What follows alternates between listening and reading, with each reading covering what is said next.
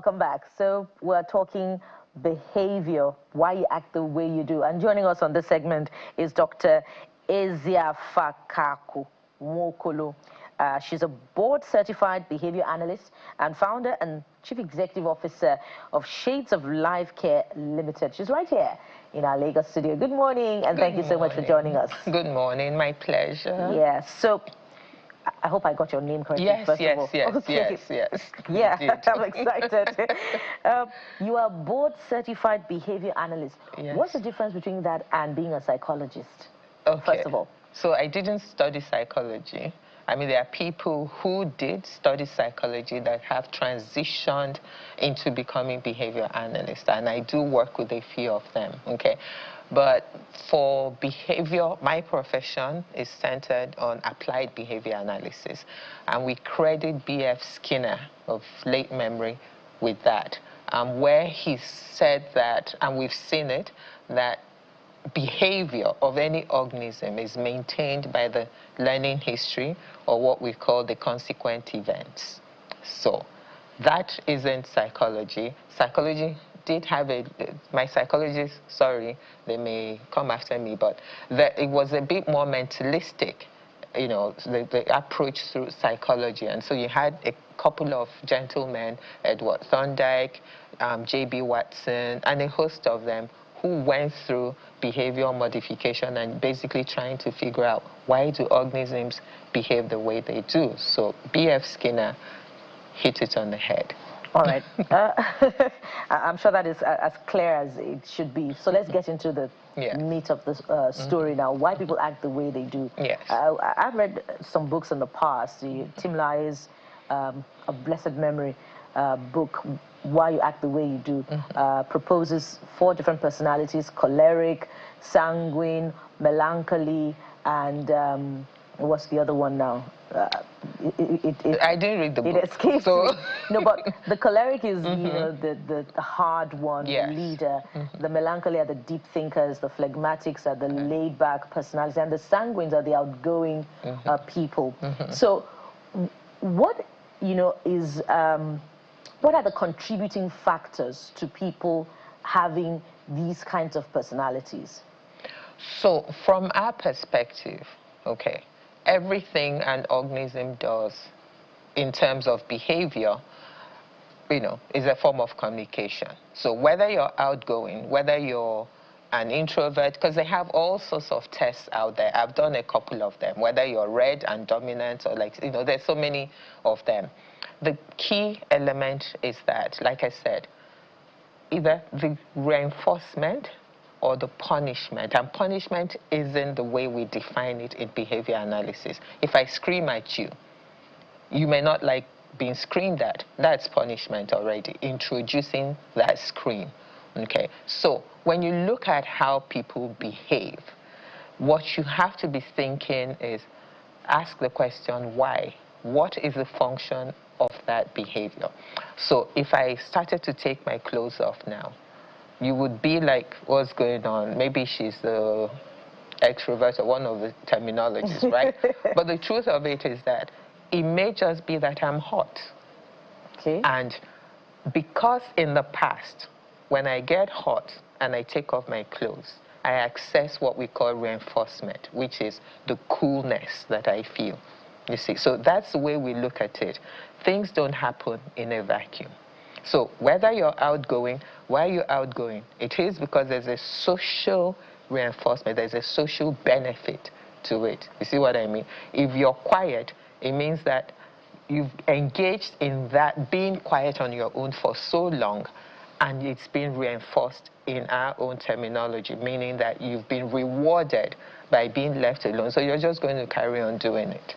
Is that the consequence bits that you referred to earlier? Exactly. So the consequent event could either be reinforcing or punishing. So in this instance, the person is being reinforced by being left alone to do their own thing. I'm being reinforced by all the good glares and people, the attention, you know, that I'm getting from whatever it is that I'm doing. So I just carry on doing it. Yeah, but consequence reinforcement can happen perhaps much later on in life, in the adult life of the individual. What about remote contributing factors like background, like environment at the time of formation? What about those factors? So when we talk of environment, like you said, there's animate and inanimate. Okay, this is part of our environment. So when you look at formative years, when we're born, there's nothing, right? So most things are learned. And that's where the consequence comes in again, a history of learning. So if, for instance, let me take a very basic example. A child, newborn, they cry for everything, right? And you don't know what it is, the function. So when they're hungry, they cry. As they go through the phases, there was another entity, it wasn't Freud, who was it that said the child stage and all of that? I told you I didn't study psychology. But there's the thing about that you're supposed to grow out of the baby stage and go. But what's going on with this child is that they've realized that when they cry, when they're hungry, mom picks them up or somebody picks them up. When they're tired, they want to fall asleep, they cry, somebody picks them up. So what happens? They keep crying. But as they get older, and hopefully get words, they can now say, Mommy, I'm hungry, right? So mom is no longer attending to when they cry. What's mom listening to now? Their vocalization. And so they're learning, or they've learned, which is where you talk of environment and the history of learning again, that when I speak, I'm going to access what I want, which is food. And that's the reinforcement. So there's always learning, there's always consequence for any action. Again, either punishing or reinforcing. Reinforcing being the reward that we get when we do things that we're supposed to. And so we just grow through life. So if I get you, you're saying that consequent reinforcement can happen at any stage, either at the adult level or the infancy, the growing birth. up level. Yep. What changes is the form of the stimulus. Again, another terminology, but stimulus is simply what you introduce. So whether it's a hug, that's a stimulus. Whether it's a kiss, that's a stimulus. Whether I say, give me a high five, whatever it is that I use to get you to keep doing, it can even be as simple as good girl, oh, good boy, oh, my sweetie pie, whatever. So those are all socially mediated stimuli that we've introduced. Sometimes we have the ones that are, what we call automatic reinforcement, that comes from within. There's no external contribution. It just comes from us, and that also keeps us going. So think about when you're in the shower, humming and doing all that. You're just reinforcing yourself, feeling good for whatever reason. Now, we had a very productive conversation yesterday with a corporate executive, and she talked about how companies are introducing personality tests to the recruitment level, which is quite revealing. So let's relate that to the society now. We've had stories, not one, not two, incidents of bullying in school, which reinforces the need for those kinds of tests so that we know the kinds of people that we're admitting into social circles that are critical to productivity and value addition. So talk to us about what people need to watch out for, when these tests are being conducted on them. So it's not to dismiss the test. Those are starting points. But I am of the opinion that beyond the test, what we need to be looking out for is a person's history. The test, yes, it would help us get some results. But have we had an opportunity to look at the person's, like you said, the upbringing, the background? Have they had trauma? So the individual that goes through school or through life being bullied, what's likely to be that person's response in a corporate system or anywhere? They either turn to recluse or just they're constantly on edge, they're unsure of themselves. A lot of things can be going on with them. So when you do a personality test, sometimes you may not really pick up the true or the underlying behavior. I believe they're just screening. But for you to get to the bottom of what that individual's true responses are, I believe we need to do a little more probing. That's what I believe. Okay, so what would that probe be? So that probe would be to get a behavior analyst. We have a few of them who would sit down and look for what we call the function of the behavior. Is the person bullying for attention? Was the person a bully because they were escaping something? Was the person a bully because they wanted access to something? So think about people that are in abusive relationships, for instance. Okay, and we say, oh, the person is a narcissist, or the person is this, and we give them all sorts of label because we've done this personality, but it may not be. Okay. What could it be? Good.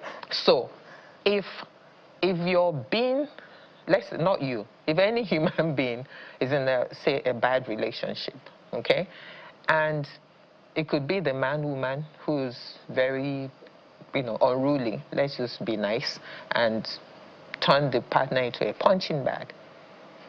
And then what happens is that after the punch, they go out and buy them flowers, right? And then you sit there, oh, why is that person punching me? The question would be why.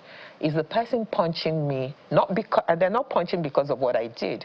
I'm just a stimulus that's made them behave that way. So they may be punching me because every time they punch me, I scream, oh, what's going on? Why are you punching me? I'm giving them attention. If I go back to their pedigree, it may just be that they never got attention, or that the way they recruited attention, or the way they saw attention being delivered in their environment was through punches. That's why they need to see you, right? The behavior analyst.